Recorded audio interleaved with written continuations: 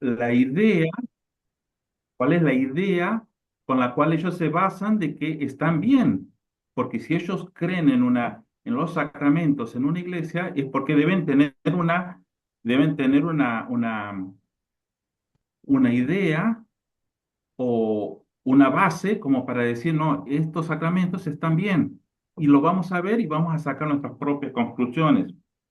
Ahora, eh,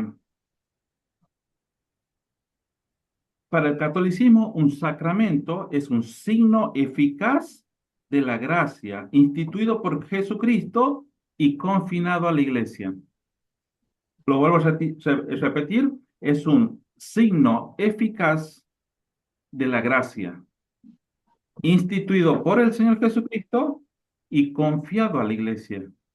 Eso es para ellos lo que es un sacramento. Ahora, ¿cuáles son?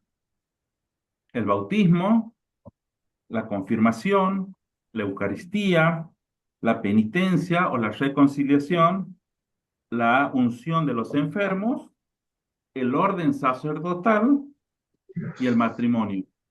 Esos son los 7 sacramentos que tiene la Iglesia Católica. Ahora, Jesús instituyó explícitamente los 7 sacramentos. El Señor Jesucristo le ha confiado o ha dicho sobre la iglesia, haré los 7 sacramentos. Desde ese momento, desde ese partir, ya tenemos que saber, todos los que conocemos la palabra, que si el Señor le ha dejado a la iglesia los sacramentos, es, desde ahí comenzamos ya teniendo diferencias, porque el Señor en ningún momento da una lista de sacramentos que debemos cumplir. Más allá de eso, ahora vayamos al primer sacramento a ver qué es lo que cree el catolicismo y vamos a sacar nuestras propias enseñanzas. En el bautismo, el bautismo es el sacramento por el cual una persona entra en la vida cristiana y recibe el perdón de los pecados. También se relaciona con el pecado original. Eso es lo que el católico piensa. Ahí Norma ha puesto el bautismo por inmersión y no por aspersión. Es una identificación pública con Cristo que llevan a cabo todos aquellos que han tomado la decisión consciente y voluntaria, después de poner su fe personal en Jesucristo y en obediencia a Él. Eso es lo que nosotros conocemos y sabemos lo que es el bautismo. Ahora, la Iglesia Católica dice, no, el bautismo es el sacramento por el cual una persona entra en la vida cristiana y recibe el perdón de pecados. También se relaciona con el pecado original. Eh, es una idea, es una idea bastante, podemos decir, absorbe muchas cosas que para nosotros no es tanto de esa manera. Pero bueno, el católico piensa de esa forma. Lo que sí me gustaría, a ver, han estado en la Iglesia Católica y si tienen alguna duda o quieren agregarle algo, pueden levantar la mano y escuchamos, ¿no? Bueno, el católico piensa eso, que comienza una vida cristiana y con el bautismo recibe el perdón de pecados. También se relaciona con el pecado original. ¿Cuáles son los textos que ellos se agarran para decir eh, esta definición de bautismo? Mateo 28:19, donde dice el Señor, vayan y hagan discípulos a todas las naciones, bautizándolos, bautizándolos. Eh, Ir y hacer discípulos de una forma abierta y bautizando es el bautismo para la Iglesia Católica. Juan 3:5, Jesús hablaba de nacer del agua y del Espíritu. O sea, si pasabas por el agua, pasabas por el Espíritu también. Hechos 2:38, Pedro relaciona el arrepentimiento y el bautismo con el perdón de pecados y ellos lo consideran que junto al bautismo está el perdón de pecados. Ahora, el punto crítico, ¿cuál es? El bautismo aparece claramente en el Nuevo Testamento. Al estar en el Nuevo Testamento, el bautismo significa que es para la iglesia, para nosotros también. Eh, no es tanto los cristianos deben bautizarse, sino es un sacramento en un sentido posterior católico. El bautismo de bebé está establecido explícitamente. Ahora, el bautismo, la iglesia católica está, podemos decir, bautizando, perfecto. Ahora, ¿por qué a los bebés? ¿Por qué a bebés? Ahí, esa parte, ya tenemos que ir a la historia de la iglesia.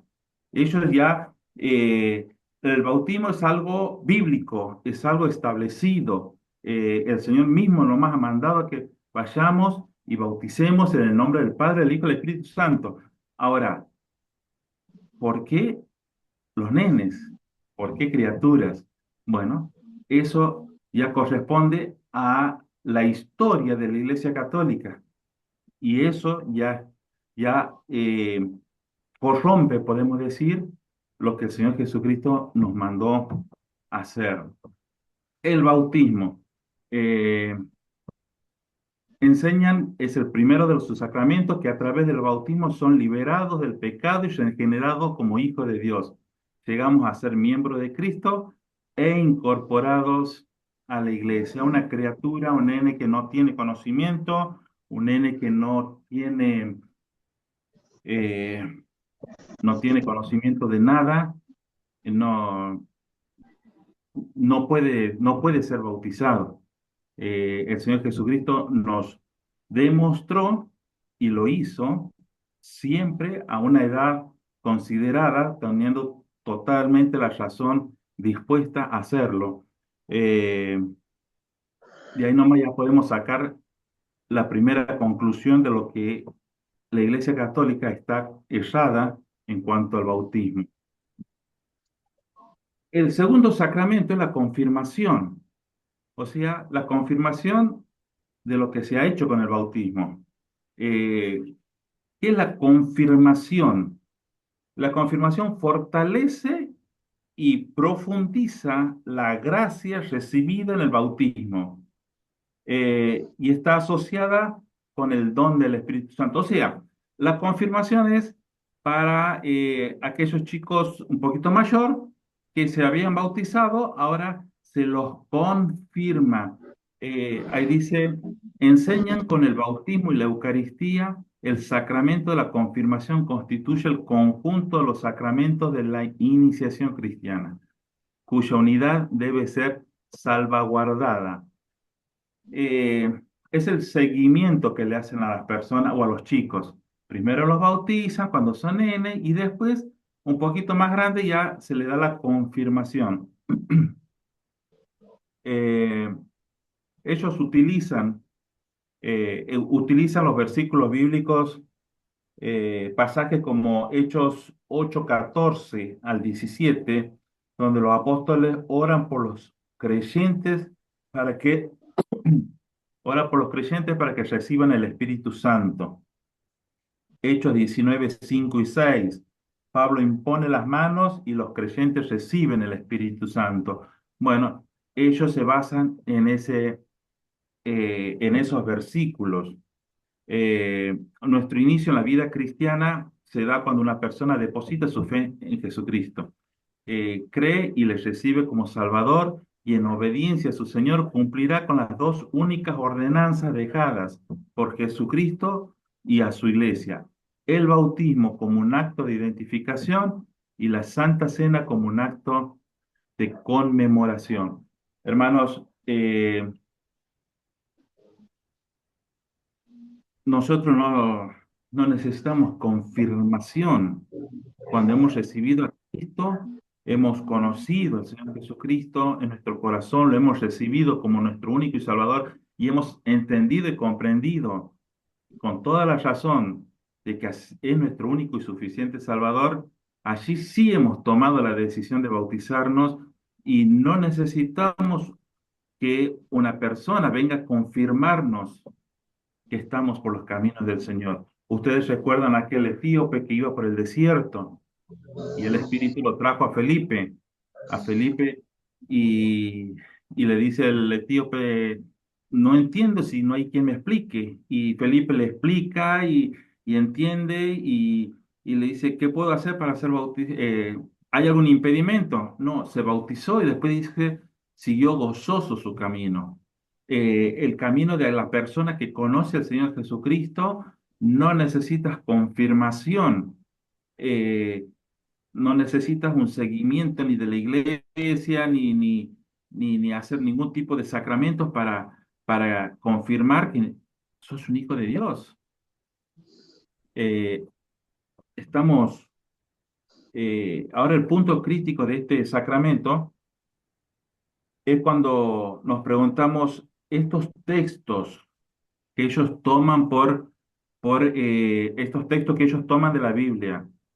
¿Describen exactamente el sacramento de la confirmación tal como existe hoy? No, nada que ver. Eh, los textos que le vuelvo a decir, Hechos 8, 14, el 17, Hechos 19, 5 y 6, significan otras cosas totalmente distintas a una confirmación cristiana. Pero ellos lo toman, esos versículos, para aferrarse a ese sacramento. Los textos muestran imposición de manos y recepción del Espíritu, pero no presentan una ceremonia llamada confirmación, con las características que posteriormente desarrolló la Iglesia. La confirmación es una, podemos decir, un, eh, un sacramento impuesto simplemente por una iglesia. Nada más. Para nosotros, la confirmación nos da nuestro Señor Jesucristo. Hemos recibido a Cristo, hemos decidido seguirle eh, en todo nuestro peregrinar en esta vida. El Señor sabe y Él nos ha confirmado como hijos de Él. Mirad cuál amor nos ha dado el Padre para ser llamados hijos de Dios. Ahora, el tercer sacramento es la Eucaristía. Y aquí sí podemos llegar a un tema que es la cena del Señor. A ver, espérenme un segundito. La cena del Señor, la que conocemos, la que nosotros participamos los días domingos. ¿Qué enseña la Iglesia Católica con la Eucaristía? La Iglesia Católica enseña que la Eucaristía, que en la Eucaristía Cristo está realmente presente y que el pan y el vino se convierten en su cuerpo y sangre.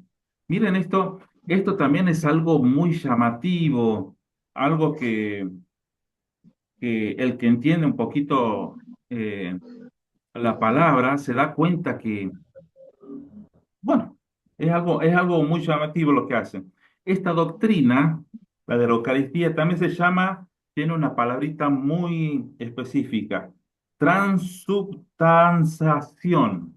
Tras, Transubstanciación. ¿Qué significa? Son dos componentes de palabras griegas, sustancia y transformación. ¿Qué significa esa palabra? ¿Qué significa esa doctrina? Ellos dicen que en el tiempo de la Eucaristía, como dijo el Señor Jesucristo, miren, en Mateo 26, 26, 28, Jesús tomó el pan y dice, este es mi cuerpo, y sobre la copa, esta es mi sangre. Ellos dicen que en el tiempo de la Eucaristía, el pan se transforma en el cuerpo de Cristo. No es un símbolo del cuerpo, sino que es el cuerpo mismo de Cristo. Y el vino que se transforma, por eso las palabras transformación y sustancia es la sustancia se transforma, el pan se transforma en el cuerpo de Cristo. La copa, el vino, se transforma en la sangre de Cristo. Eh, Ellos tienen esa ideología de que por eso después cuando termina la Eucaristía, a las hostias, ellos las guardan, pero de una manera impresionante, que nadie toque porque es el cuerpo de Cristo. No es pan, no es vino, sino es el cuerpo y la sangre. Para ellos no es el símbolo, el pan se transforma, el vino se transforma. Para nosotros eh, es un símbolo del cuerpo y de la sangre de Cristo. En Juan 6, Jesús hablaba de comer su carne y beber su sangre. Aquí existe una discusión importante. Una interpretación católica sostiene que Jesús estaba eh, hablando de una verdadera participación de su cuerpo y de su sangre. Otras tradiciones cristianas interpretan la cena del Señor de manera simbólica y espiritual, lo que nosotros hacemos. Ahora, si Jesús dice, este es mi cuerpo, debemos entenderlo literal o simbólicamente o de alguna otra manera. Eh, Cuando el Señor dice, este es mi cuerpo, eh, es literal. Perdón, el Señor dice, Él es simbólicamente. ¿Por qué? Porque él estaba en su cuerpo. El pan era el pan. Este es mi cuerpo que por vosotros va a ser entregado.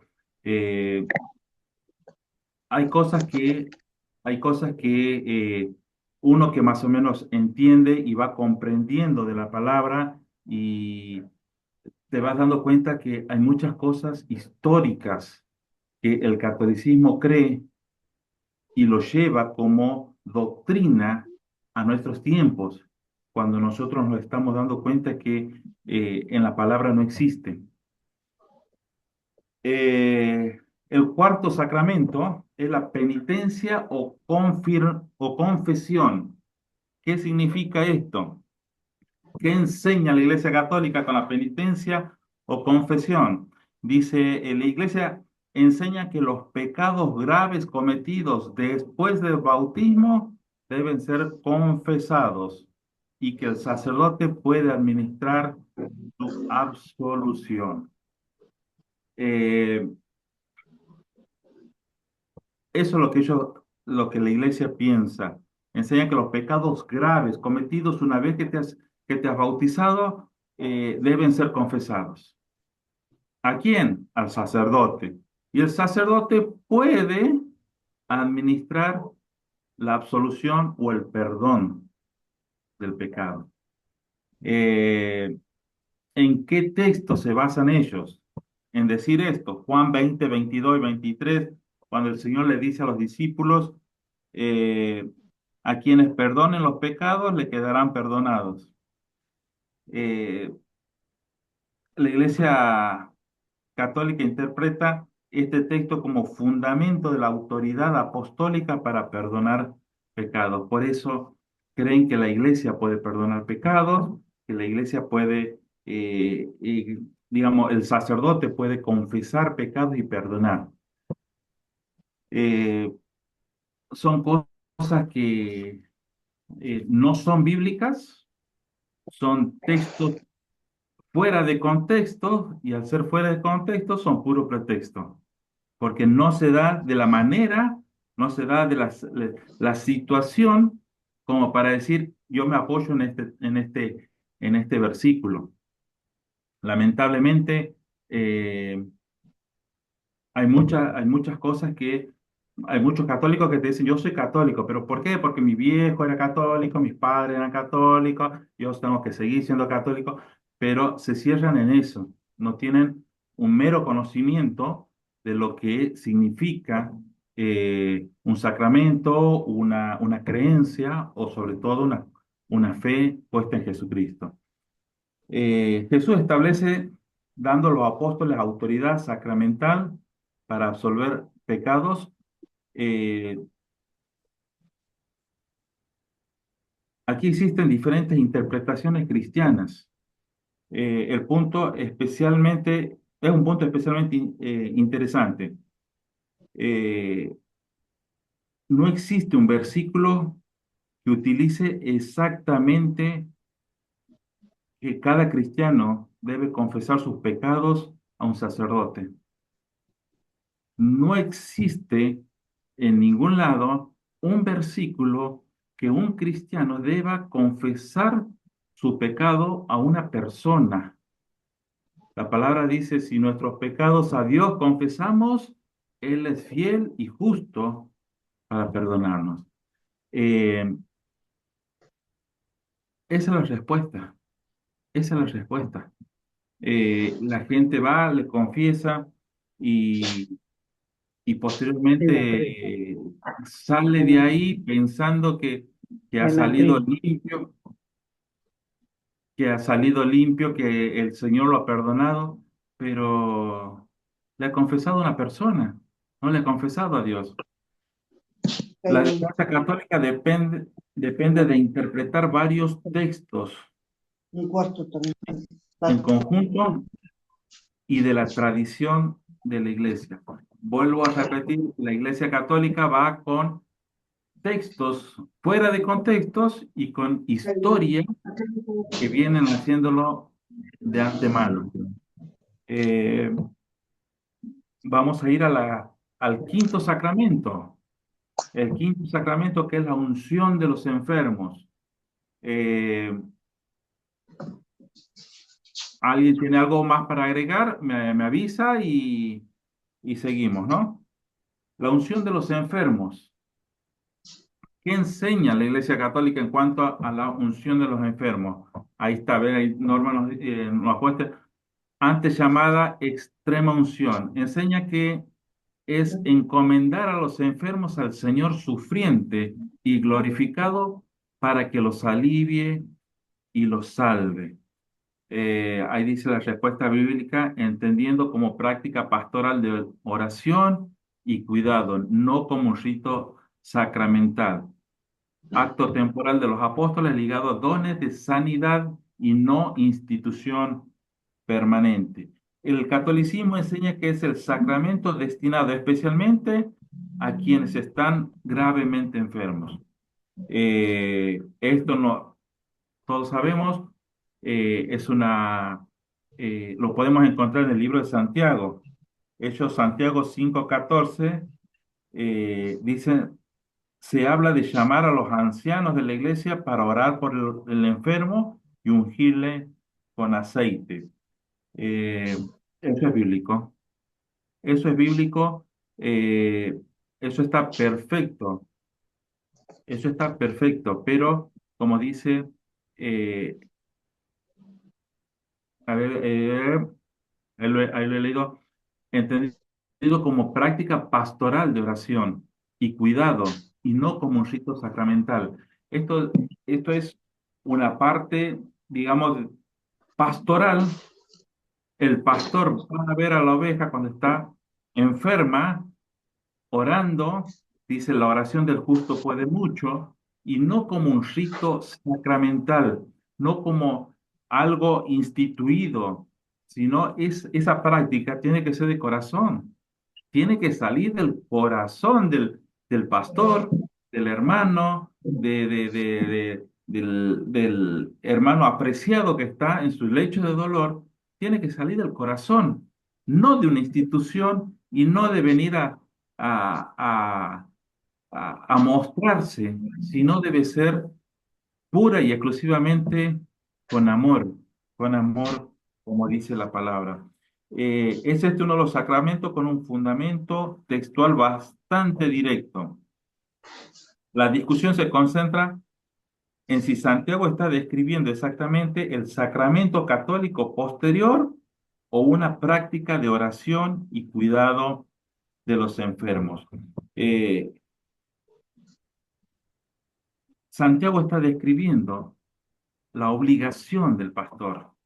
Santiago está describiendo la obligación de cada uno de nosotros de cada uno de nosotros cuando tenemos un hermano muy querido, un hermano apreciado que está en su lecho de dolor. Es lo que está describiendo Santiago. Santiago lo está escribiendo eh, de puro amor, de esa manera. ¿Para qué? Para que, a ver, no sea un acto simbólico de una institución, como dice ahí, como un rito sacramental. No, no. Eh, Mira, vuelvo a repetir el texto, mira cuál amor nos ha dado el Padre, nos dice. Ese amor debe ser volcado hacia aquel hermano que lo está necesitando. Y yo creo que todos nosotros lo haríamos lo mismo que Santiago describe, haríamos lo mismo. Si vienen y te dicen, hermano, nuestro querido hermano está en cama, está sufriendo y está en los últimos tiempos de aquí en la tierra. Vamos a ir y vamos a orar con Él, nos vamos a tratar de brindar lo mejor posible. Y si es posible que nuestra oración llegue y cambie la opinión de Dios, pero gloria a Él. Pero si no, es puro amor, es de amor. La unción de los enfermos, vamos al orden sacerdotal, la sexta y la penúltima, el último, penúltimo sacramento. ¿Qué nos enseña la Iglesia Católica con el orden sagrado o el orden sacramental? Dice, enseña que es un sacramento del ministerio apostólico. Comprende tres grados: el episcopado, el presbiteriado y el diaconado. La Iglesia sostiene un sacerdocio ministerial y tres grados de sacramento del orden: el obispo, el presbítero y el diácono. Son, es el orden que ellos establecen en la Iglesia Católica. ¿Cuáles son los argumentos que ellos comprenden y se aferran a eso? Porque dice, utilizan textos relacionados con los apóstoles, la imposición de manos, los ancianos, los presbíteros y la transmisión del ministerio. Por ejemplo, de 1 Timoteo 4:14, Pablo habla del don recibido mediante la imposición de manos. El Señor jamás instituyó una jerarquía eclesiástica. Eh, con ello afirman, ni hubo una tal sucesión apostólica como reclaman. Al contrario, el Señor dio ejemplo de humildad y estableció un orden de oficios en el cual todos, según su función, cumplen el mismo propósito, que es la mutua edificación del cuerpo de Cristo. No hay miembro más importante que otros, todos son igual ante Dios. Mire, hermano, eh, tratar de ocupar un cargo, tratar de ocupar un lugar en la iglesia, no nos hace ni más ni menos. Ser, a ver,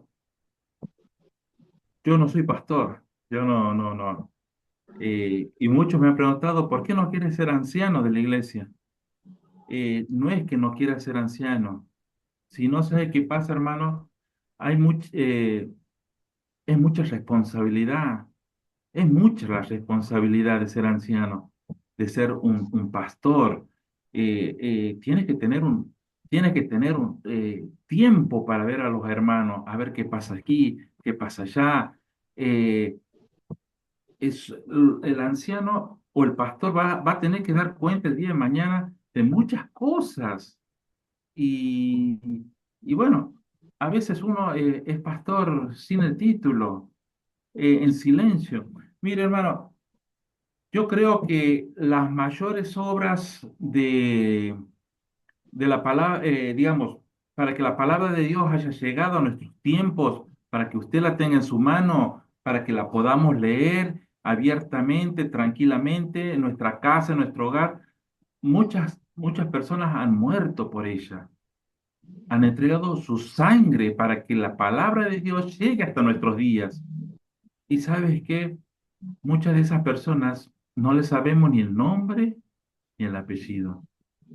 Muchas de esas personas no lo conocemos, nunca se lo has mencionado, pero la palabra de Dios la tenemos. Así que démosle gracias por aquellos hermanos que nunca han ocupado un cargo, siempre han estado de la mitad de la iglesia para atrás, tranquilo, escuchando, leyendo y viendo y haciendo el orden sagrado, yendo a los enfermos. Siempre ha habido personas así, pero nunca se les ha sabido el nombre ni el apellido.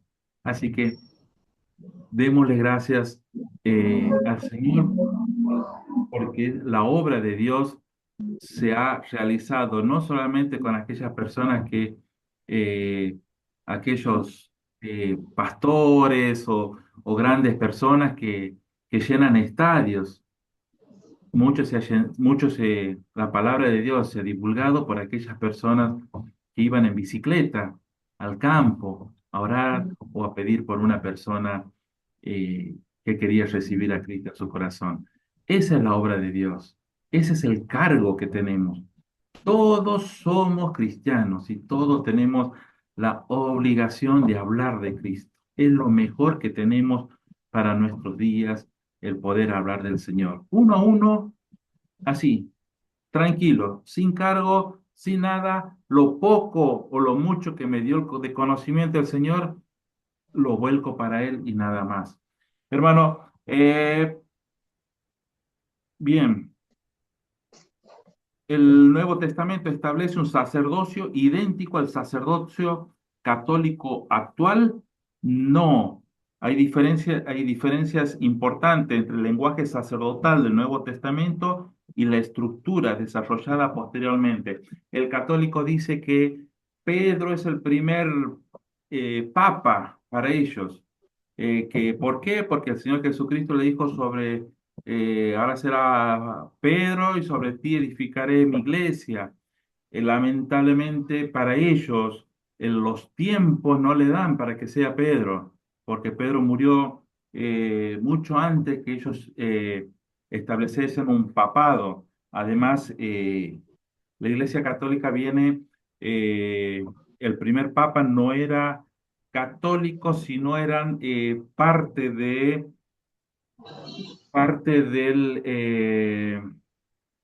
se me dio la palabra.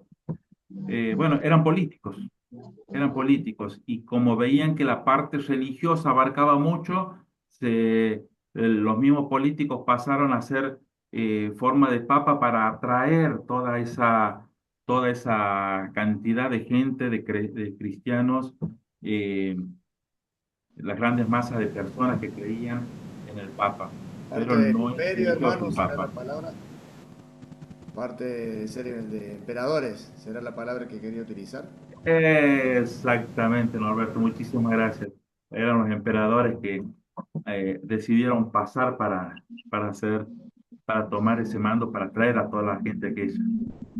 Y bueno, vamos con el último y el más difícil, el matrimonio. ¿Ah?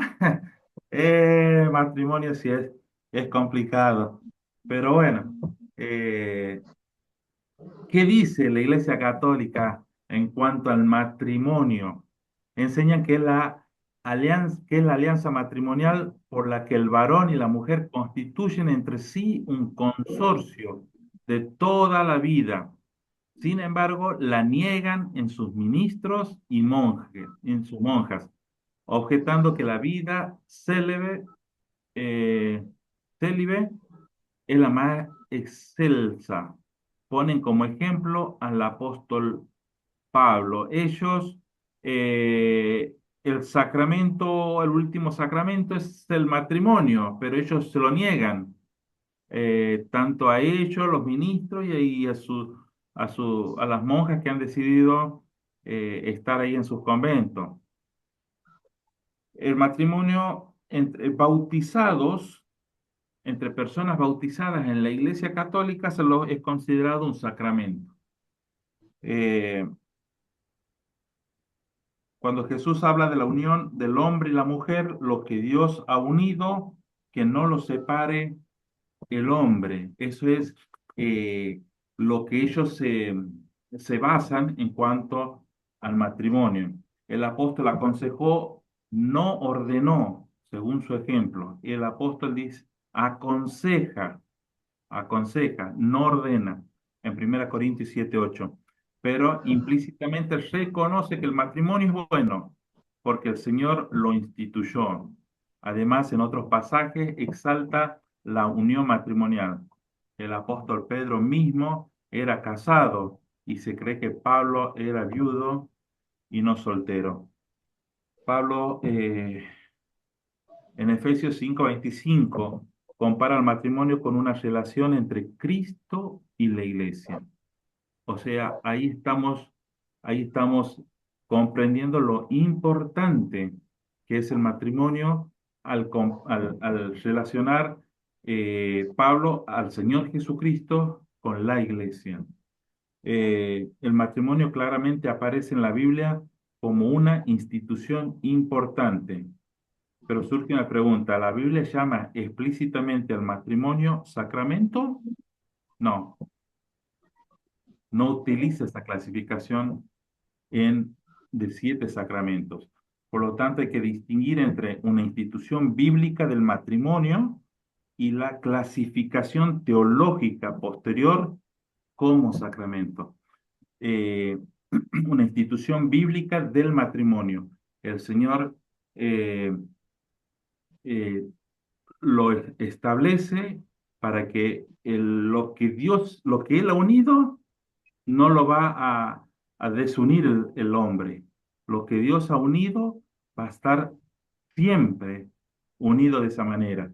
Ahora, en ningún momento se lo establece como sacramento. La clasificación teológica como sacramento no existe en la palabra de Dios.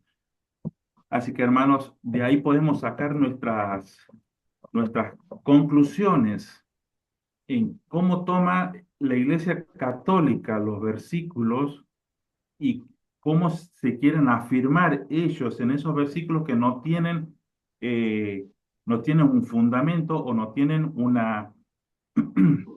un contexto, podemos decir, en base a lo que ellos quieren imponer. Y además tienen una gran historia detrás de cada sacramento que no condice totalmente con lo que la palabra nos está explicando. Así que hasta ahí son los 7 sacramentos. De ahí nosotros podemos, de ahí nosotros podemos tomar como cristianos, como conocedores de la palabra y ver y decir, che, eh, no condice, no es lo que la palabra dice, no es lo que se enseña o lo que el Señor Jesucristo me quiere enseñar en estos términos. Así que eh, lamentablemente cada uno va a tomar sus conclusiones, cada uno va a saber decir, mira, esto no es como ellos dicen. Eh, pero bueno, ahí vamos a cortar los primeros, los 7 sacramentos y después la segunda parte, Norma, vamos a ver qué es el pecado venial, el pecado original y los pecados buenos y los pecados malos y los grandes y los chicos, todos esos pecados que separa la Iglesia Católica, ¿sí? Ruger, Estamos, sí, 25, así que en 10 minutos está bien, nos volvemos a convocar. perfecto, en 10 minutos estamos de vuelta. ¿Listo? Estamos llamando. Hasta luego. Bien.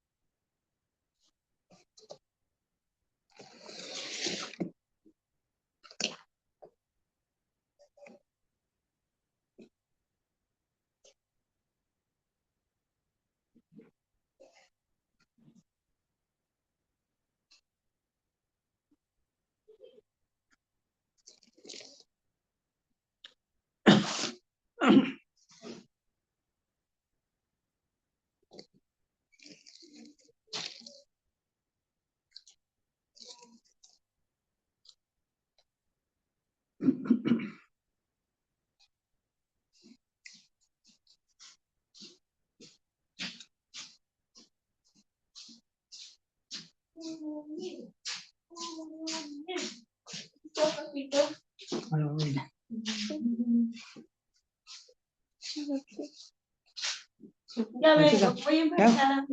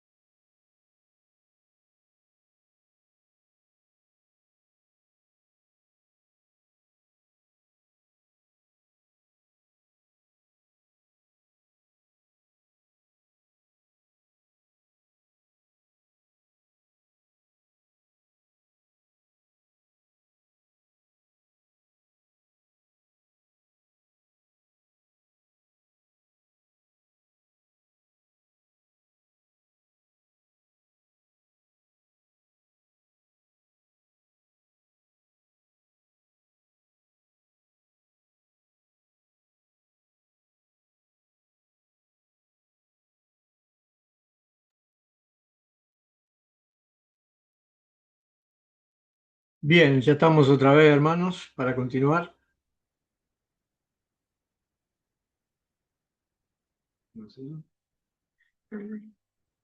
Cuando tú quieras, Marcelo. Bueno, gracias, hermano. Eh, a ver, bueno, al empezar la reunión les decía, recién les hablaba que yo era el que los llamaba por teléfono a muchos. Estoy viendo aquí que a varios de ustedes los llamé y, y bueno, gracias a Dios, para ver pues, por qué no se unían, que se vuelvan a unir. Bueno, yo soy el que los molesto por teléfono, pero eh, es un placer de haberlos conocido por mensaje, por llamadas. Hermano, si tiene algún problema, mándenos su problema para que estemos orando. Siempre es importantísimo orar los unos por los otros. Así que, bien, Alberto, gracias por aclarar que está con la cámara apagada, pero siempre es importante que estemos orando. Es el arma más poderosa que el Señor nos ha dado para estos tiempos. Había una hermana que me hacía una pregunta, que hay un casamiento de un matrimonio católico y le han dicho para que sea ella testigo. Miren, hermano, hay una cosa muy importante, lo que debemos saber. La iglesia no casa. Muchas veces decimos, ¿te vas a casar por iglesia? Qué bueno. La iglesia no casa, la iglesia bendice. El que une es el Señor. Ustedes recuerden siempre esto. La iglesia es eh, muchas veces la religión. La iglesia no casa, la iglesia bendice el matrimonio. Eh, y si es para mantener la unión de la familia, pero perfecto, sea testigo, no hay ningún problema. Mientras usted dé su, su consentimiento y esté y dé buen testimonio de Cristo, perfecto. El que casa es el registro civil, el que vale es el registro civil, así que quédese tranquila y vaya al casamiento y disfrute y si hay fiesta también, así come un poco, se come un poquito. Y otra hermana que me decía del perdón de pecado de Santiago 1:17, pero estoy viendo que no, me parece que ha puesto mal la cita. Así que le puedes mandar a Norma y después seguimos, le contesto la pregunta. Marce, creo que es 5:17, ¿no? Ah, 5:17. Creo que es de confesado los unos a los otros. Ah, bien. Eh, Perfecto. Ya te paso después para que le respondamos a la hermana, porque si no Impecable. se nos va a ir el tiempo. Bueno, eh, vamos con la parte del pecado. Del pecado. ¿Qué es el pecado? Lo que nos, nos, nos tiene mal traer en esta vida, el pecado. ¿Cómo lo describimos al pecado? A ver, alguien que me, si alguien me puede decir alguna descripción del pecado. ¿Qué es el pecado? Eh, ¿Por qué somos siempre tiramos al pecado, siempre tiramos lo malo? Eh, Ay de mí que estoy en este cuerpo, decía el apóstol. Eh, ¿Qué enseña la Iglesia Católica por pecado?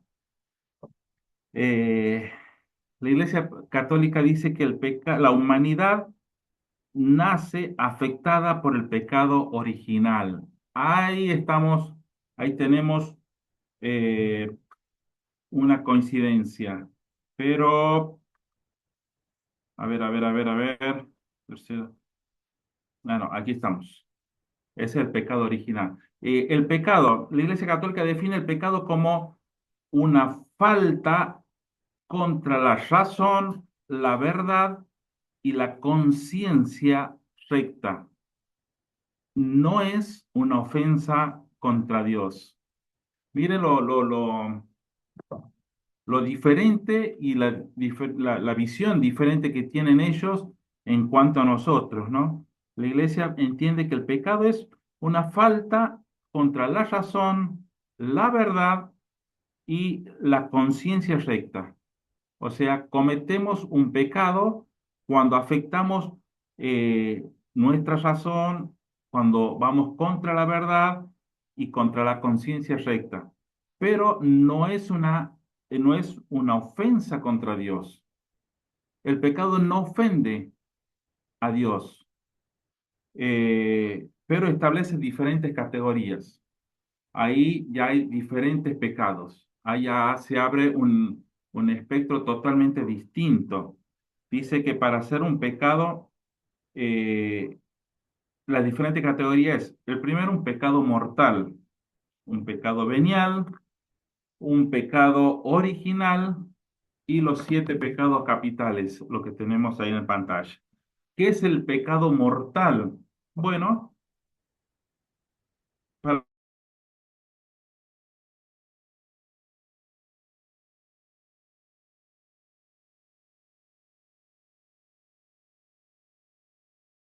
hacer un pecado mortal debe conocimiento y conocimiento deliberado.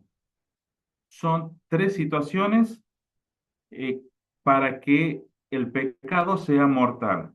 O sea, tiene que ser un hecho grave, tiene que tener pleno conocimiento, que yo estuve en pleno conocimiento cuando lo cometí, y tiene que ser consentimiento deliberado, que tenía toda la intención de cometerlo a ese pecado.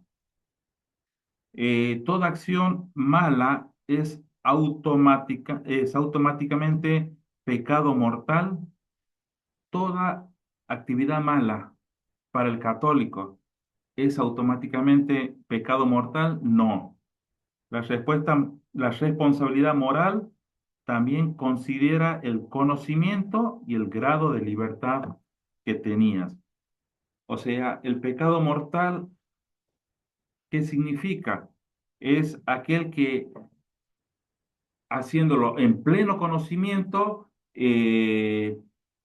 con el consentimiento deliberado y he llegado a cometer este hecho muy grave ante la justicia. Ese es el pecado mortal que ellos atribuyen. Después del pecado venial. El pecado venial es el pecadito que es la falta que no destruye completamente la relación con Dios. ¡Ay, qué lindo! Qué lindo. Hay un pecado, hermano, que no va con... Dios no lo tiene en cuenta. No va a cortar nuestra comunión con Él. Es el pecado venial. Es el pecadito que no va a destruir completamente nuestra relación con Dios. El pecado grave sí. La distinción es importante. El pecado mortal rompe gravemente la relación con Dios. El pecado venial la daña, pero no destruye de la misma manera que el pecado mortal. O sea que usted puede hacer un pecado lento, puede una mentirita, cosita así que no destruye, cuando la palabra no nos dice nada de eso. Lamentablemente, la palabra es clara y el pecado es pecado y no hay vuelta de hoja. Todo pecado destruye, todo pecado destruye, por más chico o por más grande que sea, la relación con nuestro Dios. La pregunta, ¿la Biblia presenta explícitamente un sistema completo denominado pecado mortal y pecado venial? Absolutamente no. La Biblia no habla de ningún pecado venial, ningún pecado bueno, ni ningún pecado mortal. La Biblia habla de pecado. El pecado es solamente, es la que nos hace cortar nuestra relación con nuestro Dios. No encontramos No encontramos en la Biblia una clasificación sistemática con estas definiciones exactas. La Iglesia desarrolla su doctrina a partir de diferentes textos y de la reflexión teológica. Así que, hermano, usted saque sus propias conclusiones. Eh, la palabra nos dice, por cuanto todos pecaron y estábamos destituidos de la gloria de Dios, todos pecamos mortalmente para estar destituidos de la gloria de Dios. Ahora, no, algunos pecados te pueden haber salvado. No es así, no es así. Lamentablemente, para el pecado daña. Dios ama al pecador, aborrece al pecado. El pecado es grande, chico, Dios lo aborrece. Eh, Hemos hablado del pecado mortal, el venial, ahora sí el pecado original. Es aquel pecado que traemos de arrastre. La humanidad ha sido afectado por el pecado original. Ustedes saben de aquel tiempo de Adán y Eva nomás, cuando ellos caen en pecado, tenemos el pecado original. Esto no significa que cada bebé haya cometido personalmente un pecado. Se refiere a una condición humana heredada desde la caída. Desde que cae Adán y Eva, esa condición es pasada de hombre a hombre permanentemente hasta llegar hasta nuestros días. Por eso el hombre debe volver del pecado y la única manera de volver del pecado es a través de la persona de Jesucristo. Ahora, bueno, Romanos 5:12 dice, Pablo relaciona el pecado y la muerte con Adán. También en Salmo 51:5, David habla de que ha sido concebido en pecado. Eh, Todos somos pecadores, todos seguimos siendo pecadores, pero con el pecado redimido. Ya somos redimidos por la sangre de Cristo. Ya no estamos solos, ya si bien pecamos diariamente y tenemos pecados que nosotros nunca nos imaginábamos que lo teníamos y lo tenemos. Eh, a veces uno sale, va en la calle y choca con el vehículo y sale y no sabe cómo va a reaccionar. Y dice, che, nunca me imaginé que iba a reaccionar de esa manera. Y son aquellos pecados ocultos que tenemos nosotros, pecados que ni sabemos que lo tenemos, pero lo tenemos y en esos momentos difíciles aparece. Eh, son pecados que eh, tenemos que cambiarlos a esa situación. Eh, Aquí hay que tener cuidado. El concepto tiene una base importante en la interpretación cristiana de Pablo, pero la formulación doctrinal precisa se desarrolló progresivamente en la historia de la iglesia. En Romanos 5, Pablo enseña estrictamente la doctrina católica del pecado original. Eh, ellos lo toman ellos lo toman de Romanos 5, el pecado original. Pero hay que tener cuidado porque la explicación neta y clara es el pecado original viene de ese tiempo y ahora sí tenemos, por eso dice Romanos, por cuanto todos pecaron y estábamos destituidos de la gloria de Dios. Ahora, son los tres pecados diferentes. Ahora entramos en los siete pecados capitales. Siete pecados capitales que ellos toman, la iglesia toma también una lista eh, y dice que los siete pecados capitales son la soberbia, la avaricia, la lujuria, la envidia, la gula, la ira y la pereza o asedia. Son pecados, no, son pecados que si bien los tenemos, los llevamos, pero los vamos a ir viendo a cada uno de ellos de diferentes formas, de diferentes tipos. Miren, primeramente la Biblia no presenta ninguna lista de siete pecados capitales.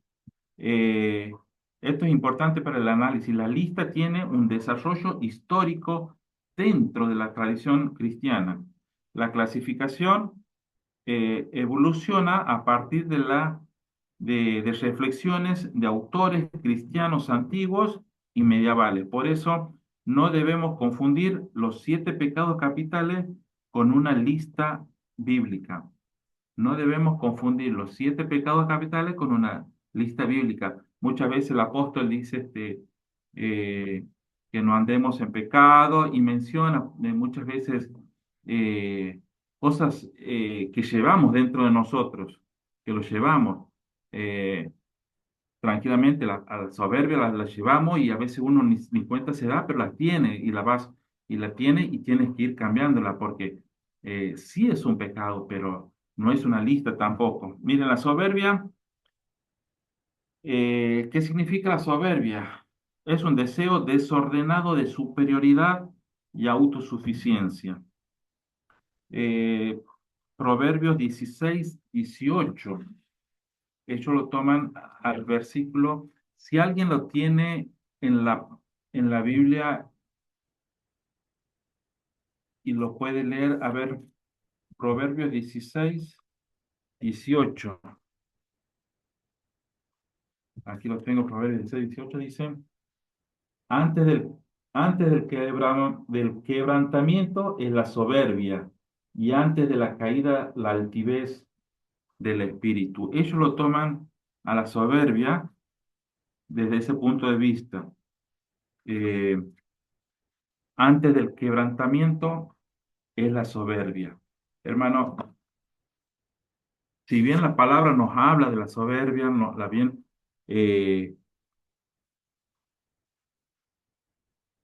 es una forma, dice la descripción, de superioridad, es creerse más. Cuando el apóstol dice que no debemos de creernos más que los demás hermanos. Eh, no debemos ser autosuficientes. Recién hablaba de buscar puestos, de buscar cargos dentro de la iglesia. Eh, el Señor no nos mandó a hacer eso. El Señor nos mandó a ser mansos y humildes. La soberbia dentro de la iglesia sí es pecado. Y ahí dice, miren, soberbia, el primero en el cuadrito, ¿cuál es la contraposición? La humildad. El Señor nos habla de ser humildes. Siempre el Señor nos habla de ser humildes, tranquilos, y si tenemos que responder algo, pensarlo tranquilamente y recién responder para no ser eh, soberbio, soberbio. La avaricia, a veces tenemos la avaricia, es el amor desordenado a las riquezas, querer tener más, querer tener más. Dice, hay un dicho que dice, el que no tiene quiere tener, y el que tiene quiere tener más, y el que tiene más quiere tener más. Eso se llama avaricia. Primera Timoteo 6:10 nos habla, el amor al dinero es presentado como la raíz de muchos males. Eh, la avaricia dentro de la iglesia, dentro de nuestro ser, también es pecado.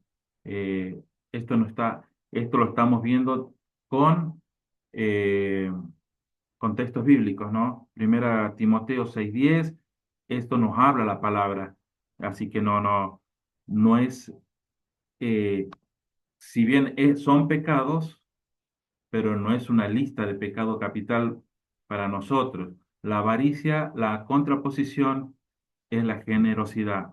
Cuando el Señor nos habla de ser generosos, eh, de el que da, recibe, el que da poco, poco recibe, el que da mucho, mucho recibe. Eh, el Señor siempre nos habla de esa manera, pero está la contraposición que muchas veces en nuestro tiempo la estamos utilizando a, a, a, a estas partes que son pecados internos que tenemos, que lamentablemente no deberían salir de nuestro ser. La lujuria, la lujuria es el deseo sexual desordenado. Miren, no sé si hay alguien de Estados Unidos aquí, pero la vez pasada leía hicieron una encuesta, obviamente anónima, y para llamar la atención, el 95% de los pastores, se le hicieron una encuesta a los pastores en Estados Unidos y el 95% habían afirmado de que ellos consumían pornografía en su casa. Eh, Eso te llama a pensar en dónde estamos parados, qué estamos haciendo.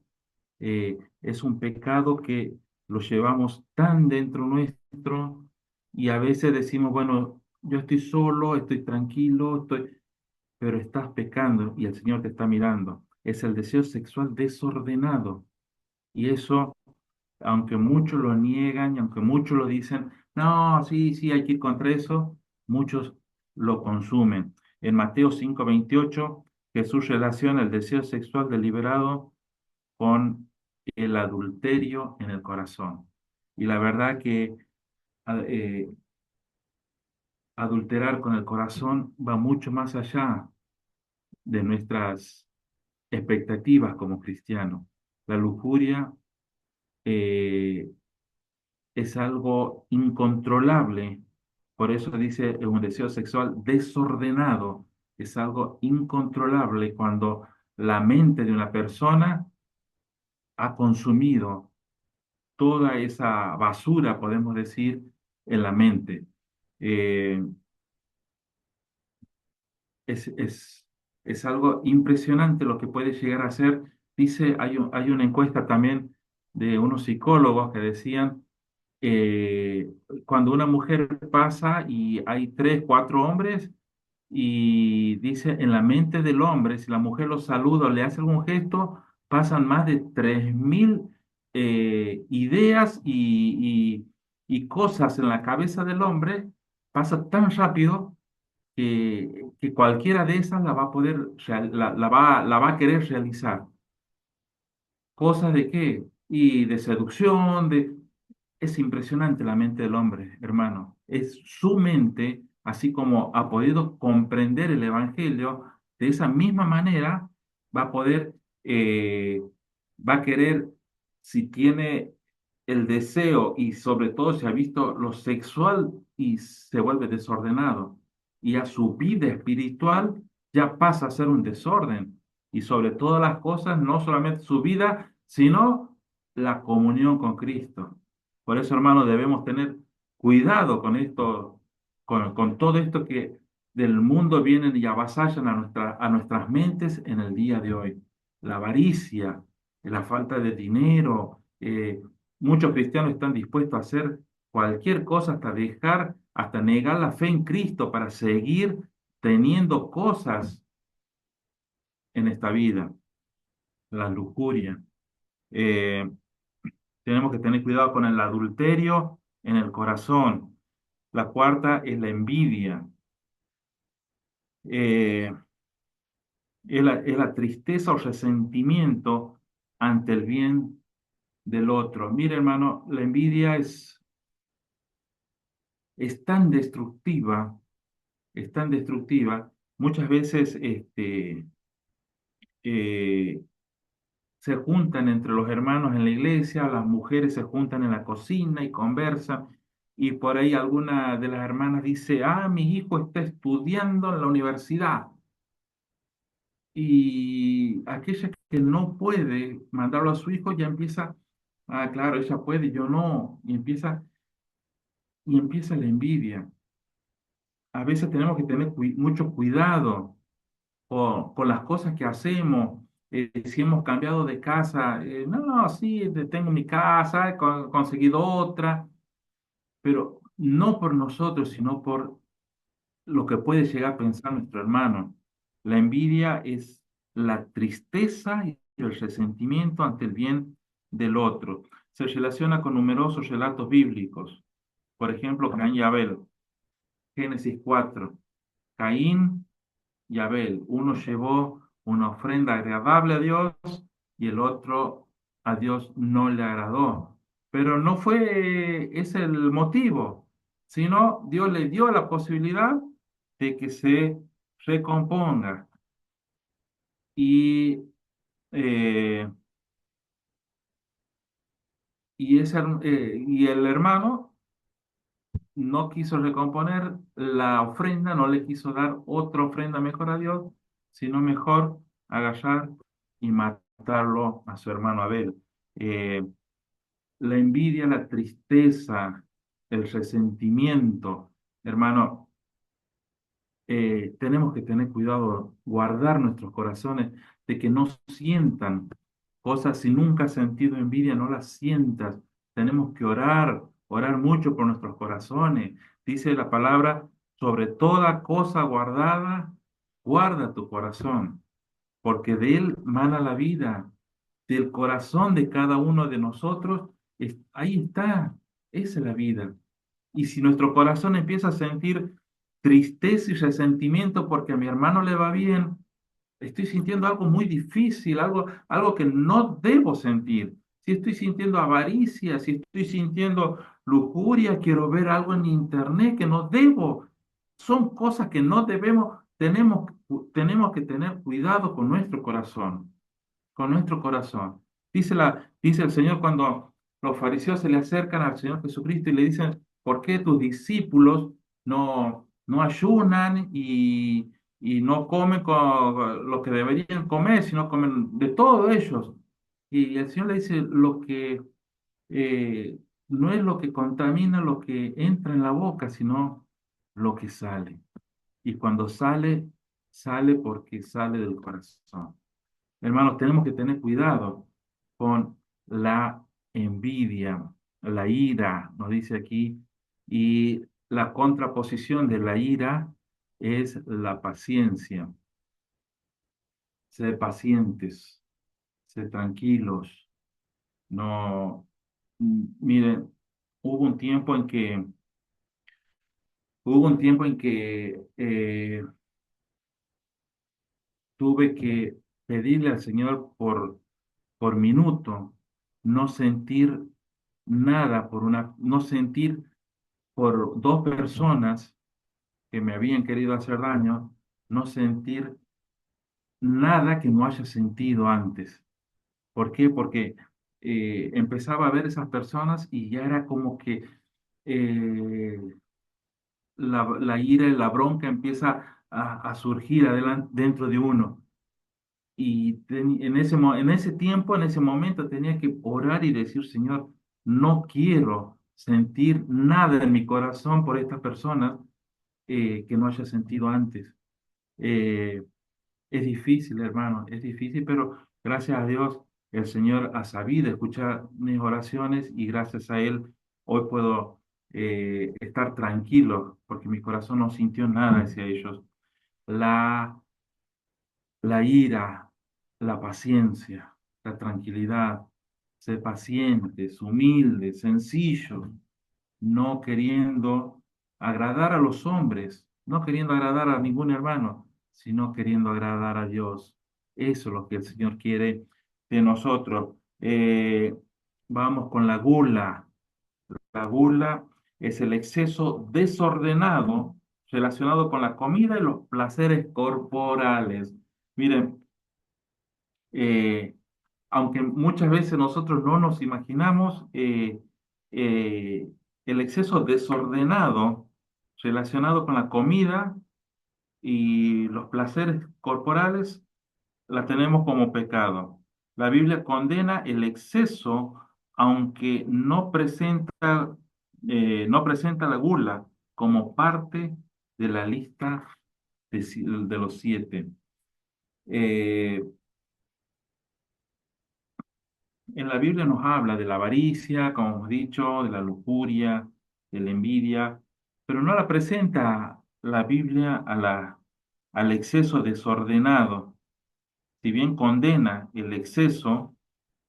eh, el exceso de las cosas, ustedes todos sabemos que el exceso de todas las cosas, el exceso es malo.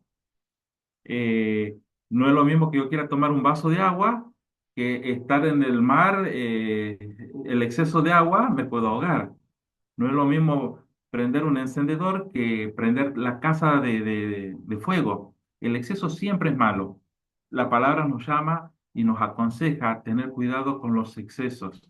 Y bueno, la Iglesia Católica lo tiene en la comida y en los placeres corporales. Debemos, eso sí, hay una religión, hay una iglesia y una religión que te da programas para tu alimentación. No recuerdo quién es, si los testigos de Jehová o algunos te dan. Listas. ¿Quién? Los adventistas. Adventistas. Exactamente, muchas gracias. Los adventistas te dan un programa hasta de comida, cómo debes comer, qué es lo que tienes que comer, lo poco, lo mucho.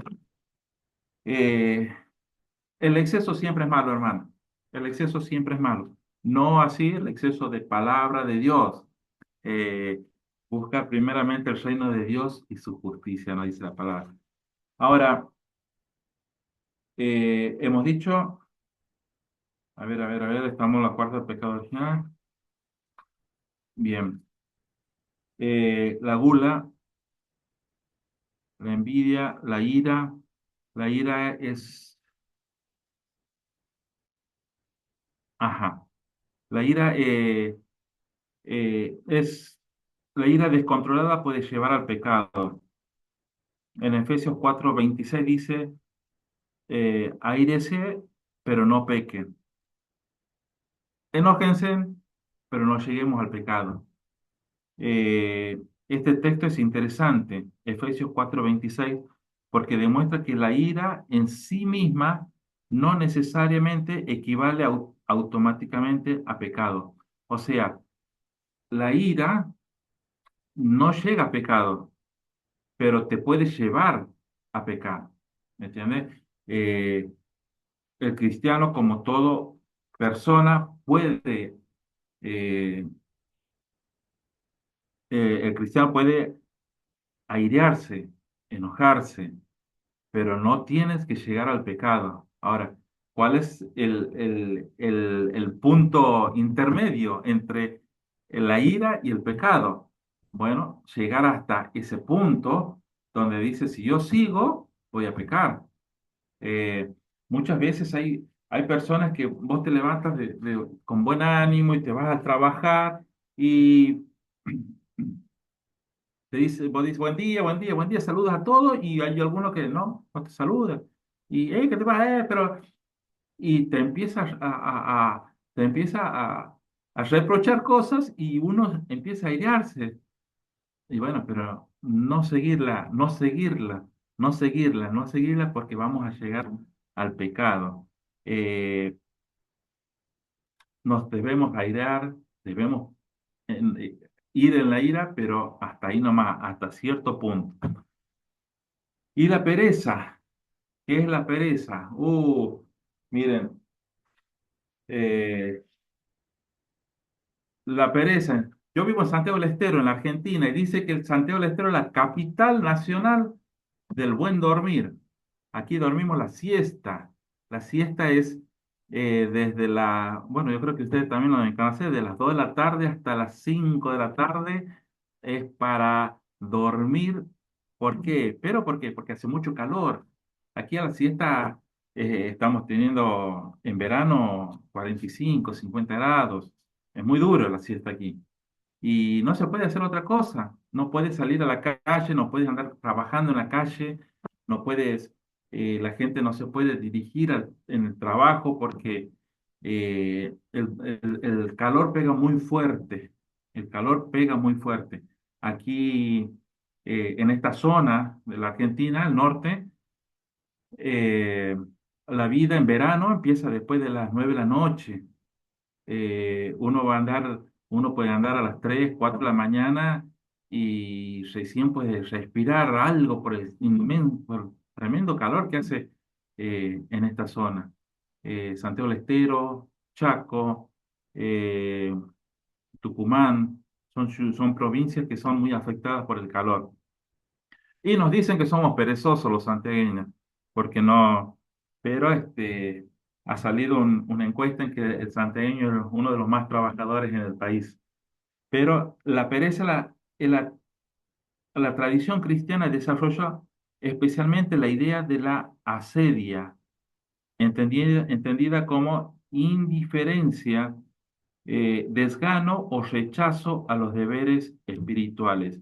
O sea, la pereza no, si bien, a ver, aquel hermano que dice, bueno, yo estoy buscando trabajo, pero estoy esperando en el Señor, estoy orando. Mira, hermano, el Señor te va a dar trabajo, pero nosotros tenemos que hacer lo que el Señor no lo va a hacer, que salir a buscar.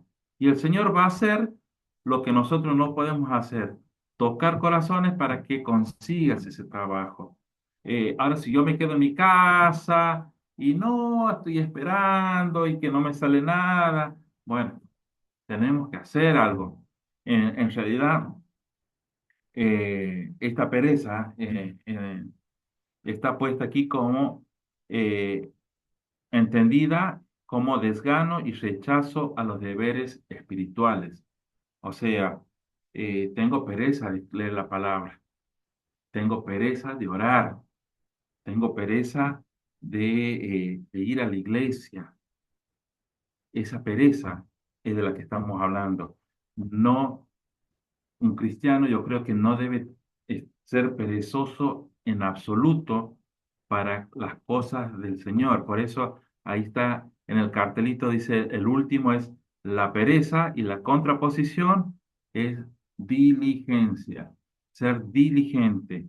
Prepara, procura con diligencia, dice la palabra, presentarte ante Dios aprobado como obrero, que no tiene de qué avergonzarse y que traza bien la palabra de Dios.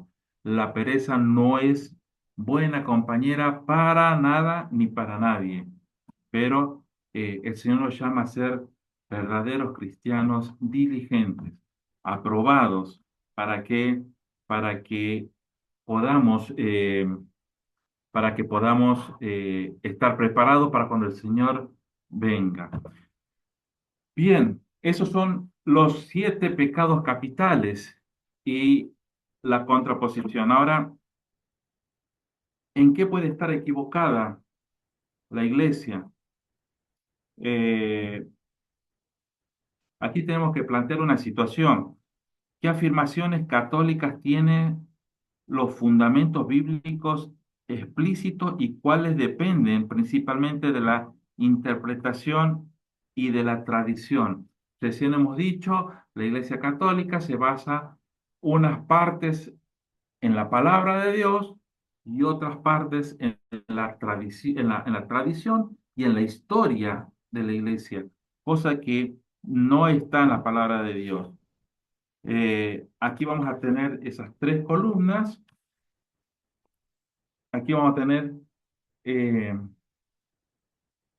esas 3 columnas, por ejemplo, claramente se presentan en la Biblia. En la Biblia está el bautismo, la cena del Señor, la oración por los enfermos, el matrimonio, la confesión de pecados y el arrepentimiento. Eso lo encontramos en la palabra de Dios. Eso está presente en la palabra de Dios.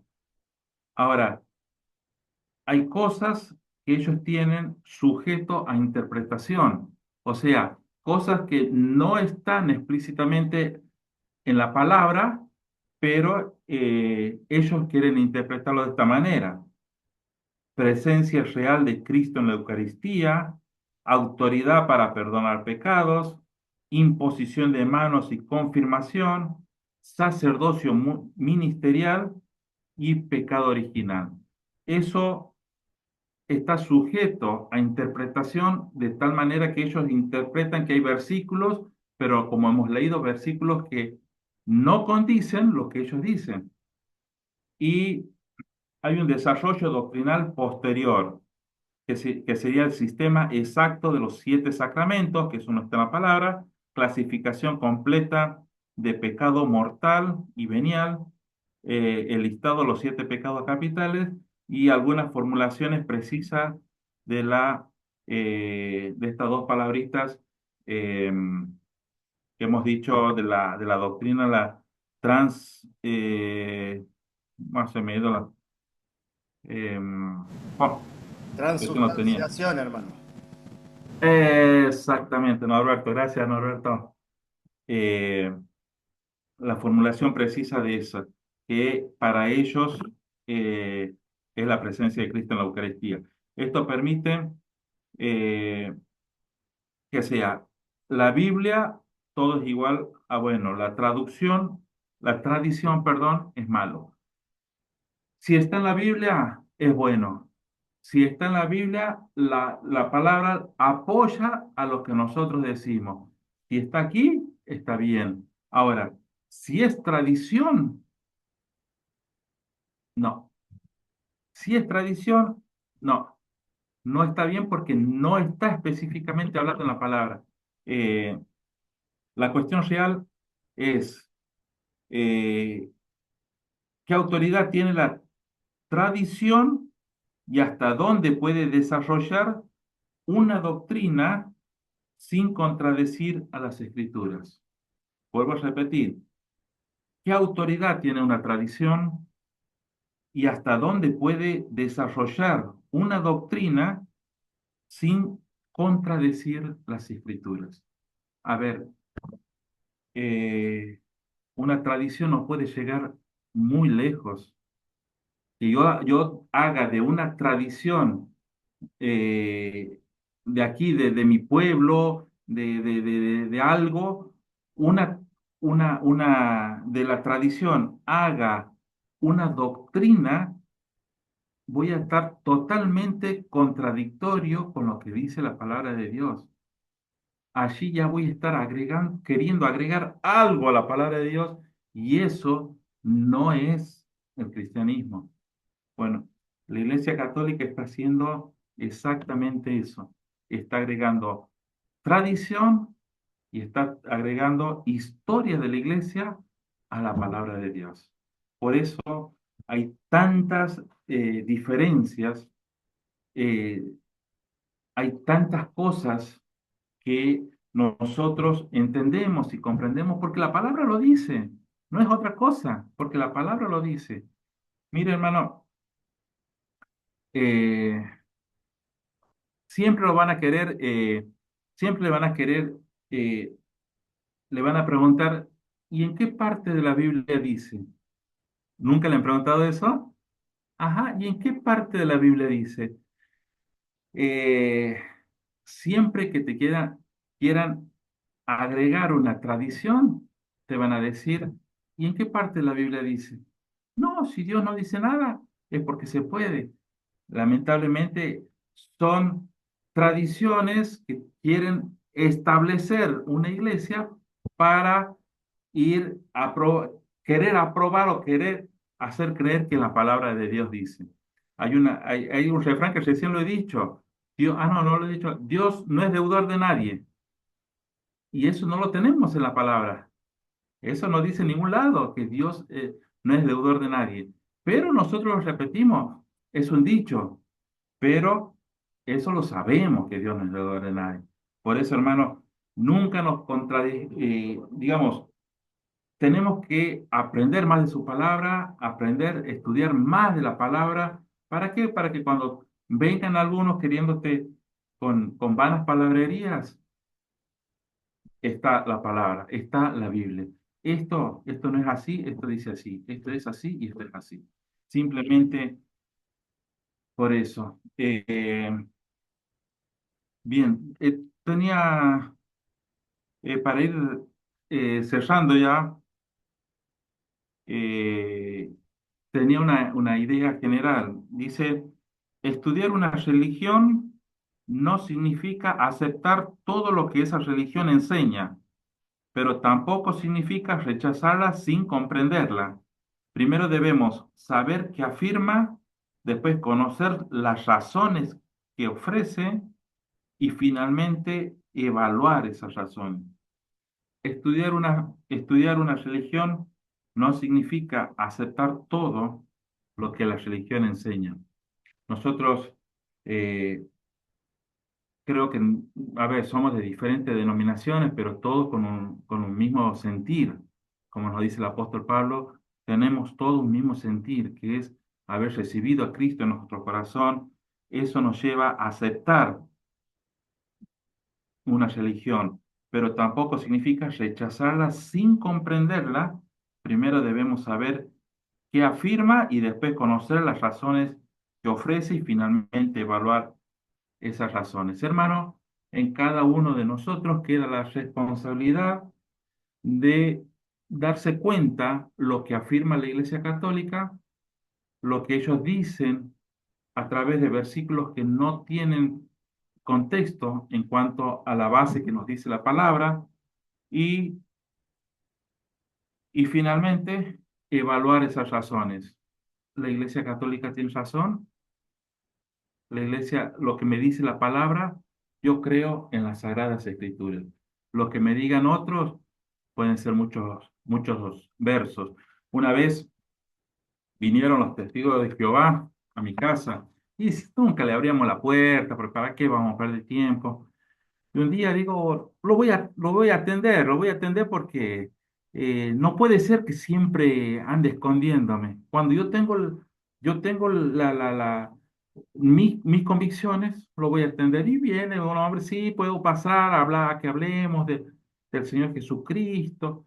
Y le digo, yo no tengo ningún problema. Si quieres pasar a mi casa, pasar, pero me vas a tener que afirmar dos cosas, que Jesús es el Hijo de Dios, que la Santísima Trinidad existe, Dios Padre, Dios Hijo y Dios Espíritu Santo, y que el Señor Jesucristo ha sido crucificado en una cruz.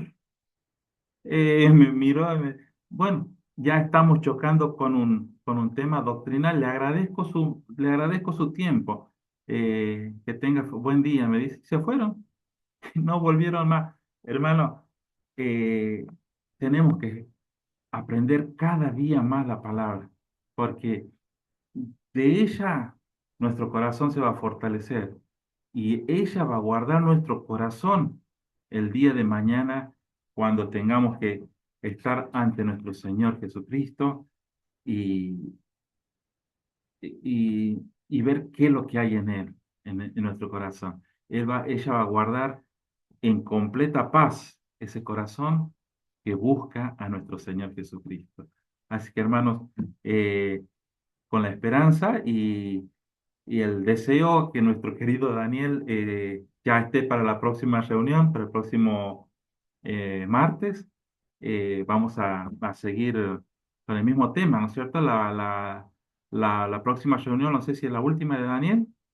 Sí, Ya es la última. Pero bueno, debemos orar por él, por toda por su salud. Y les vuelvo a repetir, hermano, si ustedes tienen algún problema para que estemos orando, hay un grupo de trabajo detrás en el CEBE, está Norma, Schubert, Carlitos Pinto, Dani, para que estemos orando por ustedes. No se sientan solos, no se sientan quiero que ustedes sepan que estamos todos juntos. Esto es una familia y queremos estar siempre juntos al lado de cada uno de ustedes, orando y sabiendo los motivos por el cual no te conectas o te has conectado un día y no te has podido conectar al otro, ¿sí?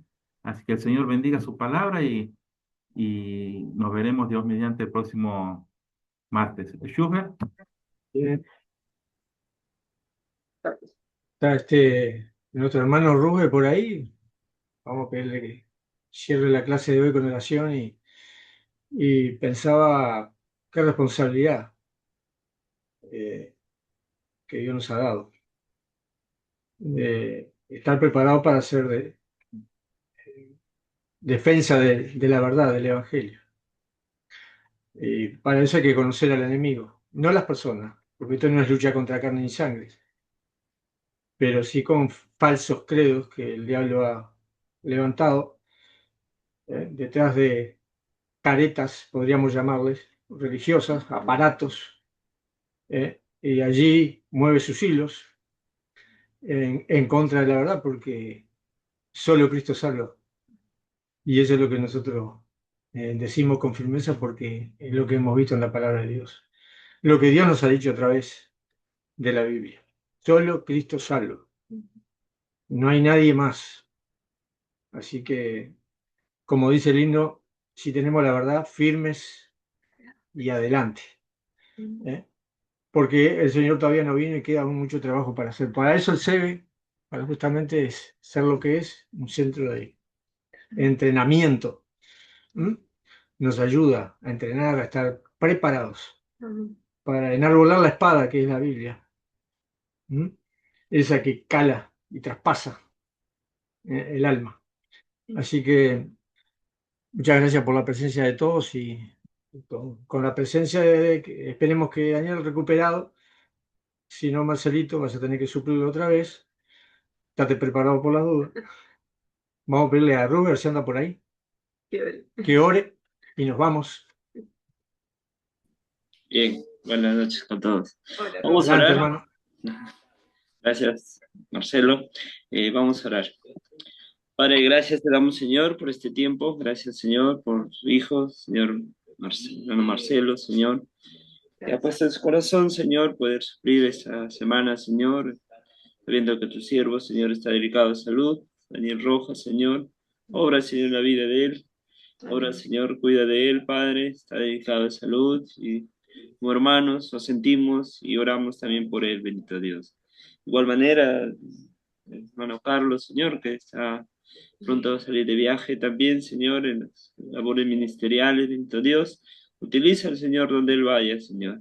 Y así por cada uno de nosotros que estamos involucrados en tu obra, en el ministerio, por los hermanos también que están estudiando, Señor, y aprendiendo más de tu palabra, Señor. Gracias, bendito Dios, por el tiempo de clase. Guía nuestro corazón, nuestra mente, Señor. Y permítanos, Señor, estar el siguiente martes, Señor, y estos días también que vayamos a nuestras iglesias, Señor, a adorar y glorificar tu nombre, Señor. Te agradezco, Padre, por este tiempo especial, en nombre de Jesús. Amén. Amén. Amén. Bueno, el abrazo a Carlitos también, que se nos iba para Jujuy. Así que buen viaje, fructífero viaje para nuestro hermano que va a servir al Señor por allá. Abrazo a todos, nos vemos el martes. Bendiciones. Gracias por la enseñanza. Buenas noches, bendiciones. Gracias. Bendiciones. Bendiciones. Buenas noches. Hasta luego. Buenas noches. Chao, chao. Bendiciones. Hasta el martes. Nos vemos. Nos vemos.